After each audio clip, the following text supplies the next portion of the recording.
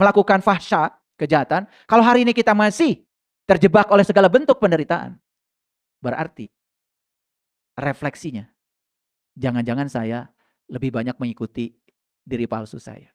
Itu yang tidak disadari oleh kebanyakan orang. Dan sekarang saya buka rahasia ini di kajian ini. Bahkan setan itu mengatakan begini, Bapak Ibu, uang bukan segalanya. Tetapi segalanya butuh uang.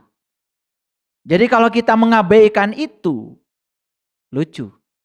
Padahal kita punya bagian di sini. Setuju nggak dengan saya?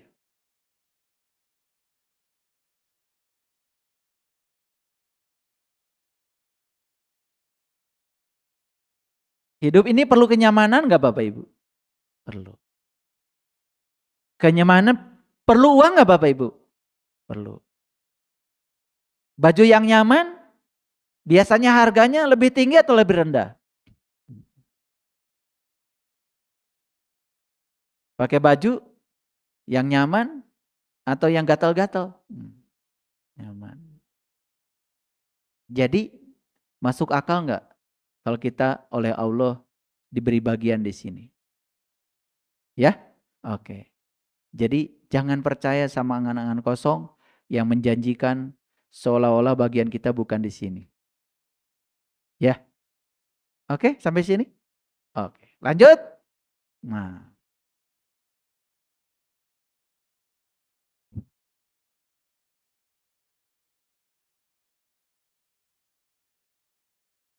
Yuk Bapak Ibu lihat ayat ini. Ini surat An-Nisa nih, 117.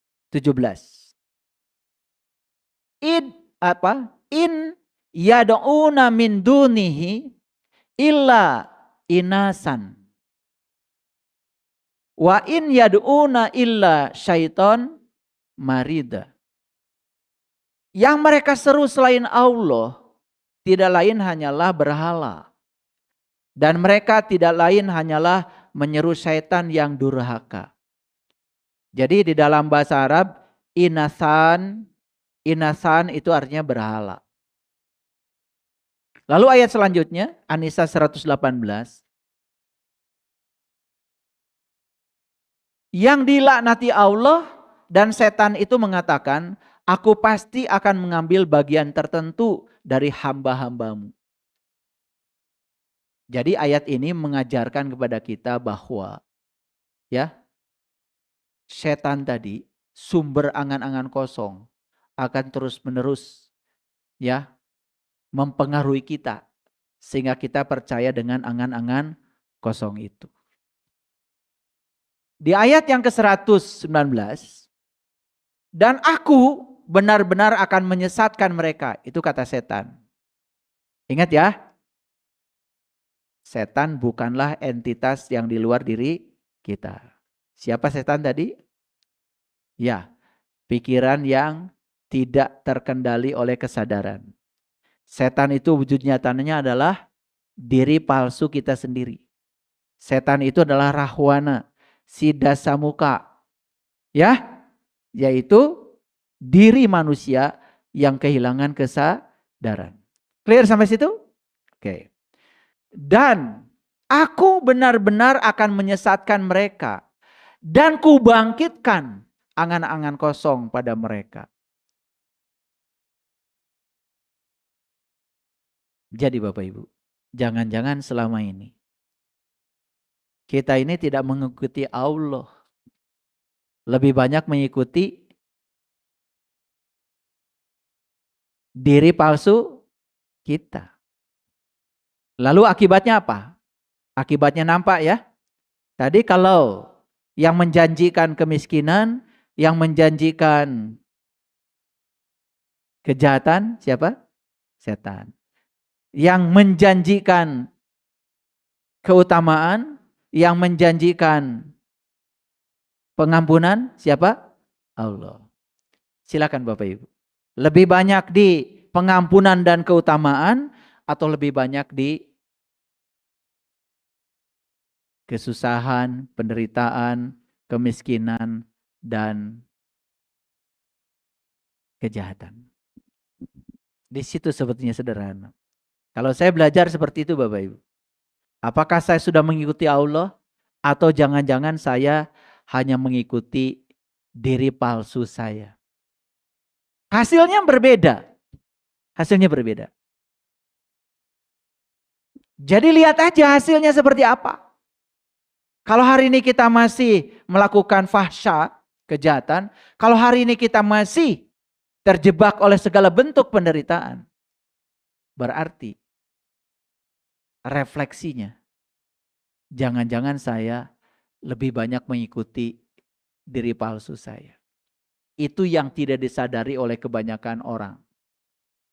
Dan sekarang saya buka rahasia ini di kajian ini. Bahkan setan itu mengatakan begini, kusuruh mereka memotong telinga binatang ternak. Ini bahasa simbolik. Kalau dengar binatang ternak, langsung Bapak Ibu yang terpikirkan ayam, kambing. Betul nggak? Padahal binatang ternak itu hakikatnya adalah sesuatu yang diurus. Dimandikan, dikasih makan, dikasih baju, dimobilin, kasih sepeda motor, dikerudungin, kasih kacamata. Betul nggak? Kasih cincin, kasih tas, kasih lipstick, kasih shadow, kasih merah-merah. Udah ketemu sekarang binatang ternak. Siapa itu? Jadi setan itu mengatakan, dan akan aku suruh mereka memotong telinga mereka. Kalau telinga ini dipotong, berarti telinga ini hilang. Sebetulnya bahasa simboliknya, akan ditutup kemampuan mereka untuk mendengarkan. Makanya di Quran Allah mengatakan, allazina yastami'una qaul fayattabi'una ahsanahu ulaika hadahumullah. Orang yang sudah terpotong pendengarannya, orang yang sudah tidak mau mendengar lagi apa kata orang, dia merasa dirinya paling benar, dia terjebak oleh angan-angan kosong, kata Allah, selamanya tidak akan pernah mendapatkan hidayah dan selamanya tidak akan menjadi ulul albab. Bapak Ibu hari ini sudah berinvestasi menggunakan harta yang Allah berikan pada Bapak Ibu. Wujudnya adalah pendengaran. Hadir di sini, mendengar di sini. Kalau tidak ada yang masuk lewat pendengaran, otak kita juga tidak bisa mengolah apa-apa. Apa yang didengar diolah oleh otak. Kata Quran, fayattabi'una ahsanahu. Tidak cukup hanya mendengar. Ikuti apa yang kamu dengar. Ulaika hadahumullah. Maka hidayah Allah di depan matamu. Ulaika hum ulul albab. Dan kamu akan menjadi seseorang yang disebut ulul albab. Yaitu mereka yang bisa mengingat Allah. Berdiri, duduk dan berbaring. Sholatnya terus menerus. Bukan hanya 5 waktu. Kalau sholat terus menerus. Terjaga dari perbuatan keji dan munkar. Sepanjang waktu. Kira-kira selamat gak Bapak Ibu? Itu orang-orang yang celaka Bapak Ibu. Ngebut, siksa. Ada gak yang ngingetin dari dalam? Ada. Gak usah ngebut. Nanti juga nyampe. Sudah, yang penting bergerak maju. Tidak usah bergerak cepat. Kata intuisi, kata kesadaran. Tapi dia dikendalikan oleh ambisi ego. Pengen cepat nyampe. Pengen paling dahulu nyampe. Pengen berkompetisi. Bahwa saya lebih hebat, lebih jago. Saya bisa mengendalikan mobil dengan hebat. Saya bisa mengendalikan sepeda motor dengan hebat. Nanti dipuji sama orang. Kalau saya sampainya duluan.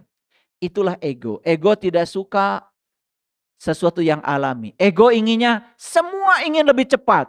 Ingin paling hebat. Ingin paling besar. Lihat Bapak Ibu saya semuanya. Orang yang korupsi adalah mereka yang masih merasa kekurangan. Dan mereka tidak merasa puas dengan yang mereka miliki saat ini. Dia terus, sekalipun itu bukan haknya. Siapa yang mengendalikan dia? Kesadaran atau ambisi ego? Siapa yang mengendalikan dia? Allah apa setan? Paham Bapak Ibu?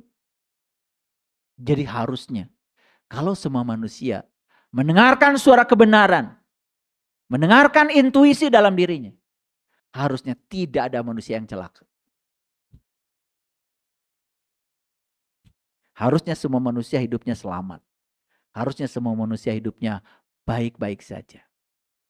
Yuk sekarang jujur Bapak Ibu.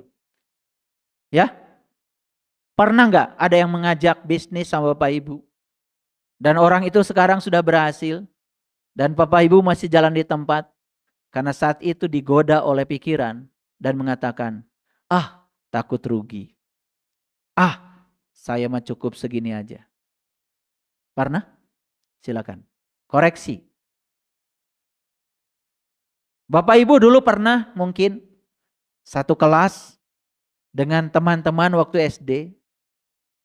Ada teman yang pintar, cerdas, rajin belajar. Dan dia bisa mencapai kesuksesan hari ini. Dan saat itu kita tidak mau mengikuti yang seperti itu. Karena apa? Kita lebih berfokus pada kemalasan. Tidak mau belajar. Karena belajar tidak nyaman. Siapa sebetulnya yang membedakan nasib kita? Allah atau diri kita? Stop mengatakan itu dari Allah. Stop mengatakan itu takdir. Tidak mungkin Allah yang maha pengasih, maha penyayang. Mendorong kita untuk menjadi kekurangan, kesulitan, banyak konflik. Semua yang terjadi pada diri kita, itu adalah buah tangan kita sendiri. Oke.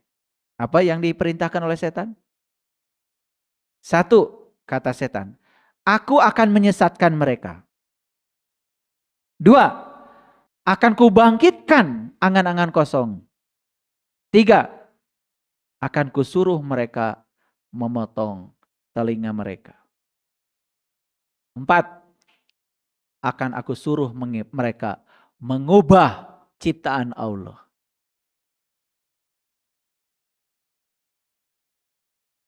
Bapak Ibu, coba Bapak Ibu lihat tanaman di sekitar rumah aja. Ada yang punya taman di rumah? Acungkan tangan. Yes. Ada berapa pohon di rumah? Nggak kehitung. Jadi artinya banyak kan? Oke. Tumbuh nggak pohon itu? Tumbuh. Cepat apa perlahan? Perlahan. Tidak ada hari ini nanam bunga, besok udah berbunga. Ada nggak yang gitu? Tidak ada. Ya? Apa? Iya. Tapi itu kan selamanya lewat proses. Percaya? Oke. Jadi semua yang Allah ciptakan itu berproses secara alami. Kalau ada petani yang ingin pohonnya lebih cepat tumbuh, dia nanam pohon cabai, ingin cepat tumbuh, tarik-tarik aja. Berbuah atau mati. Paham dari situ? Tapi Bapak Ibu selalu ingin lebih cepat? Ingin memiliki lebih banyak? Selalu ingin lebih baik dari orang lain? Udah stop, itu ambisi ego. Sekarang jadilah versi terbaik dari diri kita sendiri. Saya tidak perlu bergerak cepat. Saya hanya perlu bergerak maju. Saya hanya perlu tumbuh. Menikmati setiap proses. Tujuan kita bukan hasil. Tujuan kita adalah proses itu sendiri. Nikmati perjalanan hidup ini dengan penuh kegembiraan. Jangan melekat pada hasil. Jangan terjebak ekspektasi. Itu angan-angan kosong. Tidak ada kesempurnaan. Yang ada dalam hidup adalah totality. Totalitas. Lakukan semuanya dengan kesungguhan saat ini. Yang tampil hari ini punya masa depan. Yang tidak tampil hari ini, dia tidak punya masa depan. Jadi semakin jelas kalau di Quran dikatakan walal akhiratu khairul laka minal ula. Masa depan itu lebih bagus daripada masa sekarang. Kalau saat ini kita melakukannya. Kalau saat ini kita melakukan perubahan. Kalau saat ini kita melakukan aksi yang produksi. Tapi kalau saat ini kita tidak melakukan apa-apa, ayat itu tidak berlaku. Tidak ada yang punya masa depan dengan mengorbankan saat ini. Baik Bapak Ibu, ada satu pertanyaan yang harus dijawab oleh Bapak Ibu. Bayaran untuk sukses di masa depan atau di masa sekarang? Ulangi ya. Bayaran untuk sukses di masa depan atau di masa sekarang? Di masa sekarang. Suksesnya mungkin di masa depan. Tetapi bayaran untuk sukses di masa sekarang. Setuju? Oke. Apa yang harus dilakukan di masa sekarang? Coba, kalau Bapak Ibu punya buku, punya uang banyak. Tertarik untuk pengembangan diri atau tertarik untuk menghiasi fisik diri? Pengembangan diri? Oh, bagus. Tertarik beli buku yang bisa mengubah cara berpikir kita atau tertarik beli emas yang memberatkan badan kita?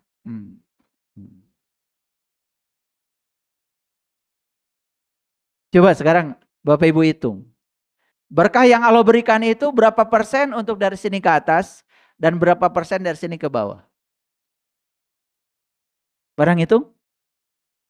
Ada yang menghitung Bapak Ibu? Kalau berkah dari Allah digunakan untuk dari leher ke atas 25%, untuk dari leher ke bawah 75%, bersiap-siaplah menderita. Ada yang menghitungnya?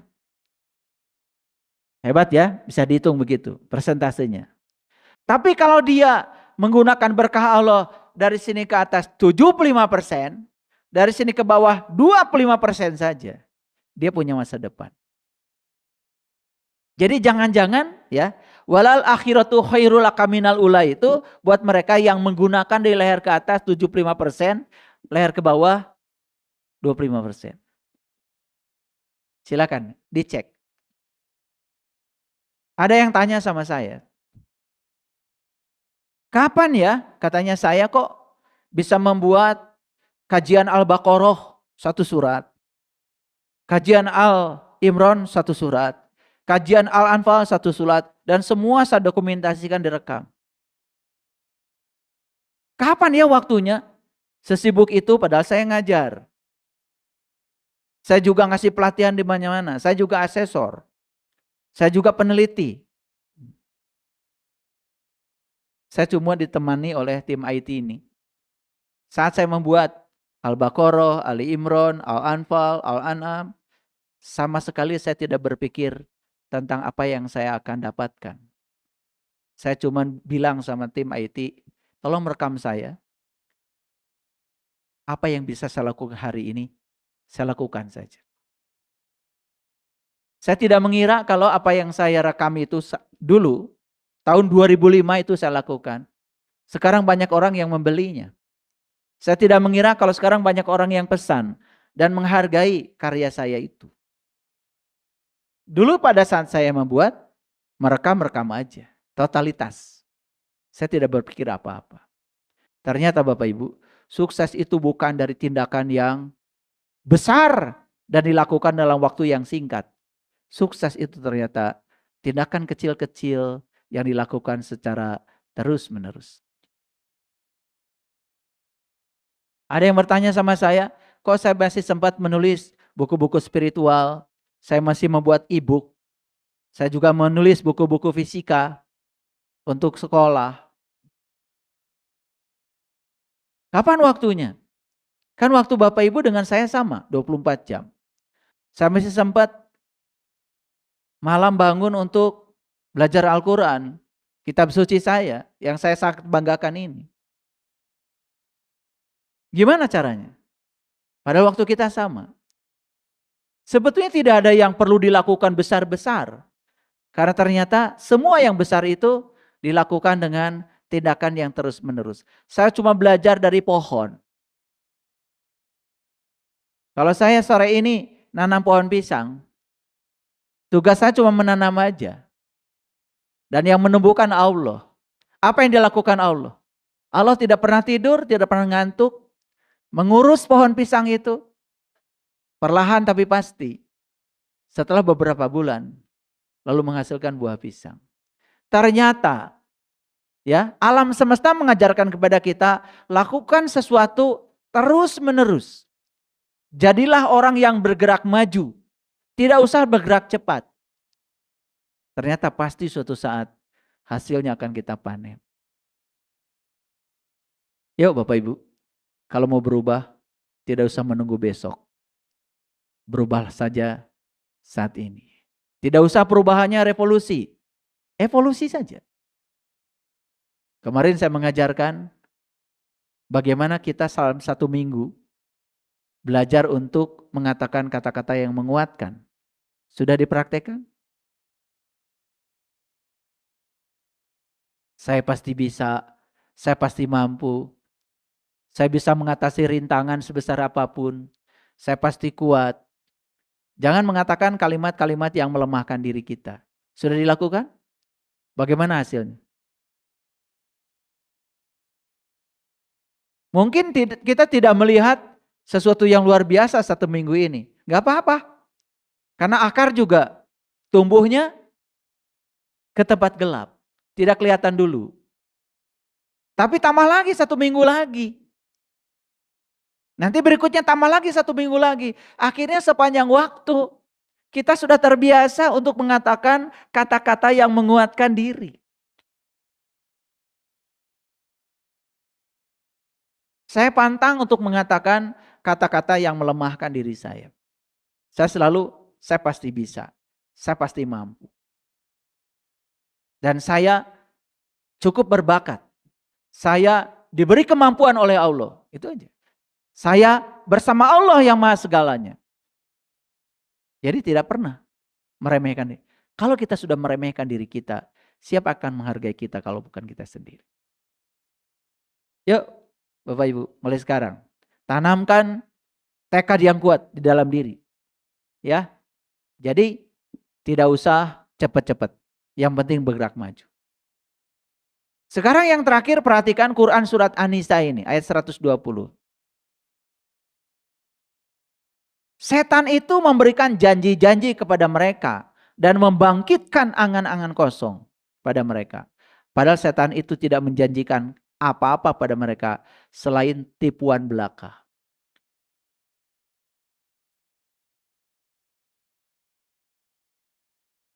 Jadi yang dijanjikan setan itu Bapak Ibu, semuanya itu tipuan. Dan kalau kita mengikuti dia, berarti kita tertipu. Salah siapa? Salah yang menipu, salah yang tertipu. Yang paling besar salahnya Bapak Ibu, yang tertipu. Kenapa tertipu? Bodoh. Jadi kalau kita tertipu, berarti pesan semestanya, oh saya harus belajar lagi, berarti saya masih bodoh. Jadi Quran mengatakan illa gururon. Gurur itu tipuan. Dan sekarang saya pastikan, saya kuatkan, yang disampaikan setan itu bukan kenyataan. Tapi itu hanya tipuan belaka. Dan kalau kita tertipu oleh setan, yang salah bukan setan, yang salah kita. Setan itu cuma jualan. Yang belinya kita. Makanya Bapak Ibu suka baca doa kan? A'udzubillahi minasyaitonir rajim. Aku berlindung kepada Allah dari godaan setan yang terkutuk. Siapa yang terkutuk? Tuh. Gak lulus ngajinya.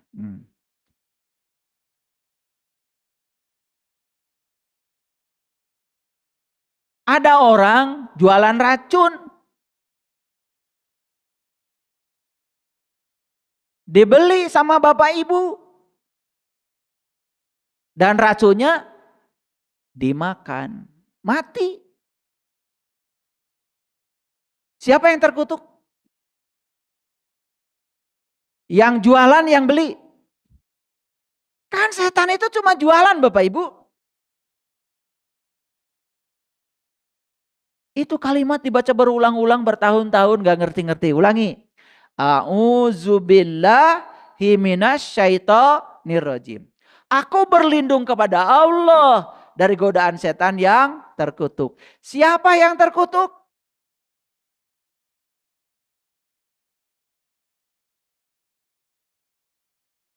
Itu kalimat kalian baca berulang-ulang gak ngerti? Ya Allah, setan. Kan setan cuma jualan. Cuma nawarin. Betul nggak? Iya. Yang terkutuk itu yang tergoda setan. Ulangi. Siapa yang terkutuk? Setan atau yang tergoda setan? Catat. Ngaji bertahun-tahun gak jelas. Ngakunya aja sudah one day one juz. Ta'udnya aja gak lulus. Apalagi bismillahirrahmanirrahimnya. Betul? Ulangi. Aku berlindung kepada Allah dari godaan setan yang terkutuk. Siapa yang terkutuk? Yang tergoda oleh setan. Clear? Satu pertanyaan saya lagi. Kenapa dia tergoda oleh setan? Masih kayak tadi lagi ngulang-ulang. Coba baca kalimatnya. A'udzubillahi minasyaitonirrajim. Itu mikir ente. Coba. A'udzubillahi minasyaitonirrajim. Aku berlindung kepada Allah dari godaan setan yang terkutuk. Siapa yang terkutuk? Yang tergoda oleh setan. Kenapa dia tergoda oleh setan? Gagal berlindung kepada Allah. Kan jawabannya ada di situ. Kumaha ieu teh. Pengen nyubit sama kalian itu. Itu dibaca berulang-ulang ya Allah. Makanya kalian tuh sibuk memperbaiki. Itu aja. Jadi tertipu angan-angan kosong. Ya kalau kita bacanya tidak seperti orang Arab, kita bukan orang Arab.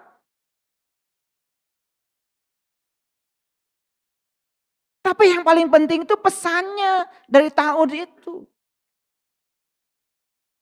A'udzubillahi minasyaitonirrajim. Syak. Tapi guru ditanya, apa sih maknanya? Gak tahu. Siapa yang terkutuk? Setan. Kata setan, emang gue pikirin. Kan setan itu memang tugasnya nawarin. Betul nggak? Paham sekarang? Itu ngaji dari dulu belajar ta'ud. Ternyata pesannya belum nyampe. Jadi kalau begitu siapa yang terkutuk? Yang tergoda oleh setan. Kenapa terkutuk? Gagal berlindung kepada Allah. Satu pertanyaan lagi. Kenapa gagal berlindung kepada Allah? Karena dia tidak tahu dan kenal kepada Allah. Bahkan Allah tempat dia berlindung hanyalah Allah buatan dia sendiri. Jadi setan itu pinter bikin Tuhan. Menurut pikiran dan persepsinya sendiri. Makanya itulah Bapak Ibu, pentingnya kita tahu dan kenal kepada Allah. Supaya kita berlindungnya kepada Allah yang asli.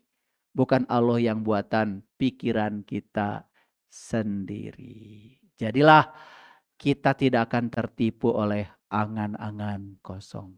Sebetulnya saya mau bikin judulnya awalnya tertipu oleh setan. Tapi setelah saya mikir-mikir, tengah malam ini kayaknya terlalu vulgar. Karena setan itu sumber angan-angan kosong, maka saya ganti judulnya lebih sopan sedikit, lebih lembut. Tertipu angan-angan kosong. Itu sebetulnya, jujur ya saya bilang. Sebenarnya awalnya itu tertipu oleh setan. Dan sekarang Bapak Ibu udah punya kesimpulan ya. Siapapun yang masih tertipu oleh setan, karena dia gagal berlindung kepada Allah. Dan kenapa mereka gagal berlindung pada Allah? Karena mereka nggak tahu dan kenal kepada Allah. Terima kasih. Assalamualaikum warahmatullahi wabarakatuh.